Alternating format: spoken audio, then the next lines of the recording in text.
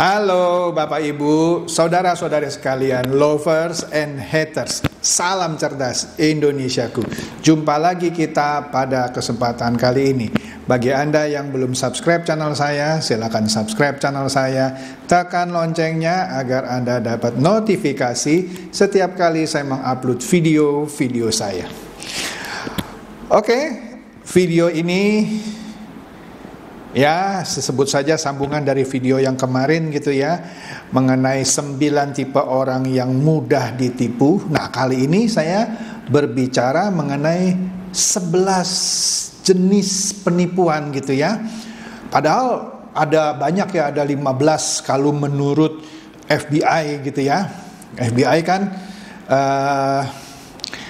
meneliti penipuan-penipuan yang terjadi di Amerika Serikat. Tapi saya ambil cuma 11 yang sering terjadi di Indonesia, karena yang lainnya itu tidak pernah terdengar di Indonesia gitu ya. Saya cuma ambil 11 saja ya. Nah, di sini menurut FBI nomor 1 adalah jenis penipuan yang di bidang bisnis dan investasi. Ya udahlah, kita udah sering denger lah ya gitu ya. Selama ini kan Indonesia di zaman pandemi banyak itu penipuan-penipuan bisnis dan investasi bodong gitu ya. Udahlah, seperti robot trading, titip dana dan segala macam yang menghasilkan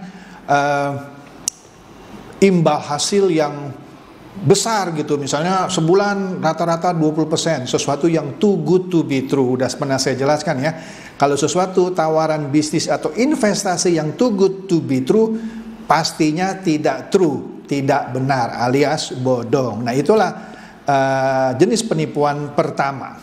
Kemudian penipuan kedua adalah mengenai charity and disaster fraud. Adalah sebuah jenis penipuan di mana Anda ditawari untuk ikut berpartisipasi membantu mereka yang korban bencana alam kah, ketimpa kemalangan kah.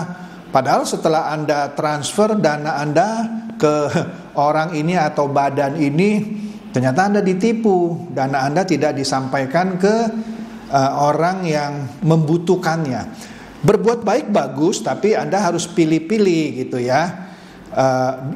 Badan apa yang harus Anda percayai? Kan baru-baru ini kita kan tahu tuh ada gerakan namanya ACT, Aksi Cepat Tanggap gitu ya, yang akhirnya ditenggarai uang sumbangan Anda diberikan ke organisasi terlarang. Maka akhirnya diplesetin itu ya, jadi aksi cepat tilep gitu ya. Ini karena berkedok charity dan disaster, bencana alam, berbuat baik untuk orang lain. Nah, ini jenis penipuan yang kedua. Kemudian jenis penipuan ketiga yaitu customer fraud scheme ya. Ya, customer fraud scheme ini lebih tepatnya misalnya Anda ditawarkan belanja menggunakan ya bisa transfer, bisa kartu kredit, karena ada potongan harga ya, ada sesuatu tawaran yang hampir-hampir tidak bisa Anda tolak karena diskonnya murah gitu ya. Nah, akhirnya Anda ditipu ya.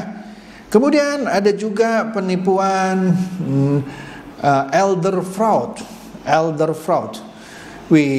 fraud ini kalau di Amerika katanya setiap tahun ada jutaan orang-orang ya lansia lah gitu ya.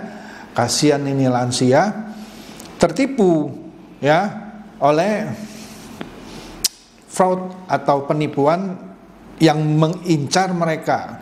Misalnya mereka karena sudah tidak bisa kerja lagi tapi punya tabungan kan lumayan ya, diiming-imingi udahlah daripada tabungannya di bank bunganya kecil, sini kita ada investasi ya biasalah gitu ya. Bahkan orang sudah tua pun ditipu dengan romance scam. Nanti kita lihat ya romance scamnya kayak apa. Saya pernah bahas yang pig butchering scam. Jadi Anda ditipu oleh lawan jenis gitu ya, dirayu, nanti ujungnya ditawari investasi apapun lah, kripto lah, apalah, yang mana investasinya bodong. Anda transfer uangnya itu masuk ke kantong dia gitu ya. Kemudian ada healthcare fraud. Nah, healthcare fraud ini ya biasanya berhubungan dengan asuransi. Saya tidak bilang perusahaan asuransinya jahat ya, tetapi di sini yang melakukan fraudnya tidak sedikit dari agen-agen atau agen-agen asuransi yang tidak bertanggung jawab, sehingga membuat nama bisnis asuransi ini jadi jelek, ya, jadi jelek. Dia tidak menerangkan skema yang benar dari asuransinya. Pokoknya ini diganti Pak, diganti, padahal ada pengecualian misalnya ya. Makanya agen asuransi yang benar haruslah menawarkan sesuatu yang sesuai yang dijualnya, bukan hanya iming-iming supaya orang cepat beli gitu ya. Ini yang namanya healthcare fraud. Kemudian ada juga holiday scam. Nah, holiday scam ini yang tipe ke-6 nih ya, dimana orang ditawari tawaran paket jalan-jalan gitu ya, murah gitu ya, tiket murah gitu ya, yang orang lain gak bisa jual tapi dia bisa jual. Tapi karena Anda suka jalan-jalan gitu ya, ketipulah karena Anda ditawari paket jalan-jalan murah, tanpa pikir panjang Anda main beli. Ini yang disebut dengan holiday scam ya. Kemudian tipe ke-7, ransomware. Ransomware ini begini, penipuan di mana Anda tiba-tiba dapat email. Ini karena data pribadi Anda bocor nih.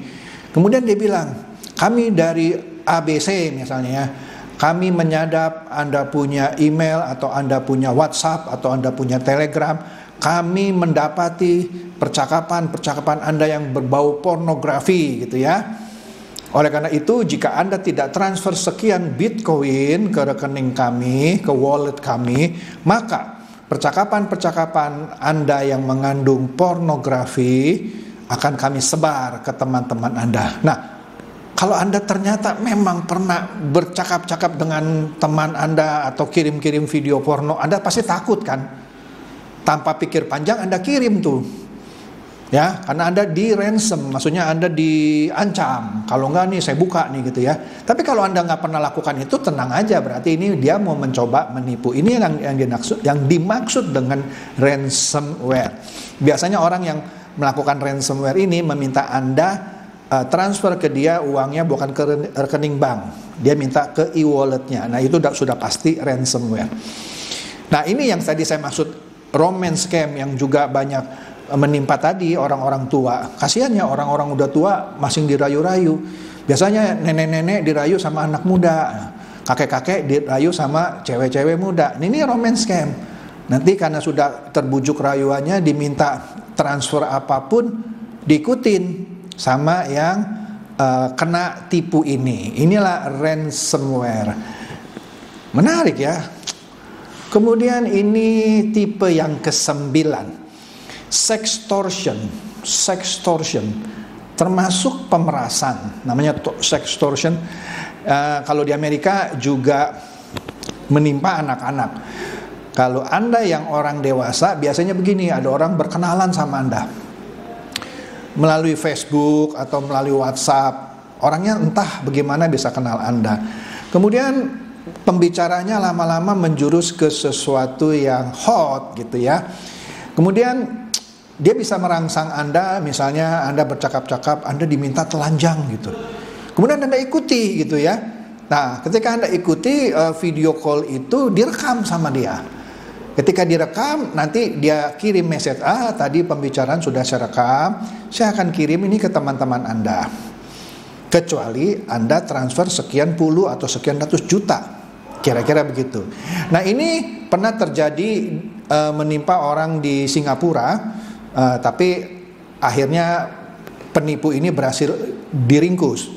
Ada juga orang Indonesia yang pernah kena, cuma penipunya tidak berhasil diringkus karena ada di luar negeri. Tapi kan jadi memalukan kan? Nah, inilah yang namanya sextortion.